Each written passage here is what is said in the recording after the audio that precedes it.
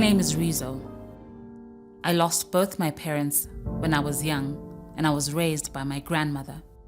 One day, she sent me to my uncle's house, but he wasn't home. A boy named Takuzwa, who lived with him, locked the door, pushed me to the floor, and raped me. He threatened me, so I kept it a secret. I didn't know what he had done could make me pregnant. When my grandmother noticed changes in my body, she asked, and I finally confided in her. She reported it to the police, and I was referred to Musasa, where I found out I was HIV positive. My name is Bimbai Mtendiriki. I'm the Executive Director with Musasa, one of the oldest women's rights organizations in Zimbabwe.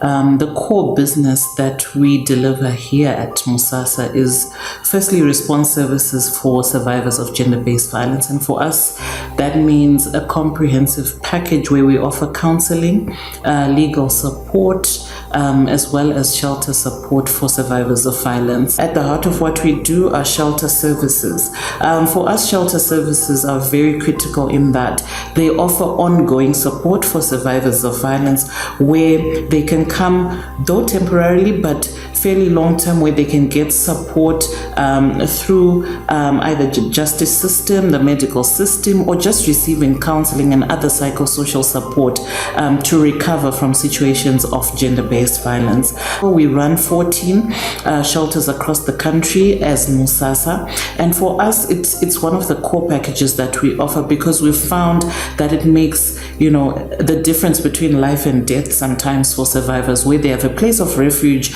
to be able to run to and get the support that they require. Annually, as Musasa, over the past 4 or so years, we've been supporting close to 40,000 survivors annually.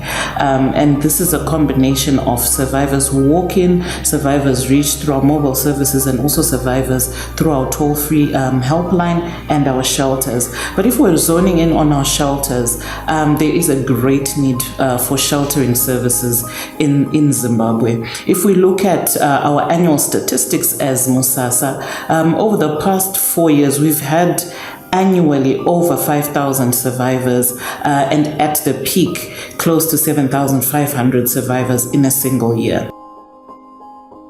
One of the major challenges that we face in running our shelters is around funding, the availability of it, but also the nature of it. Some of the priorities that we have at the shelter is we are really in need of refurbishing of the shelter.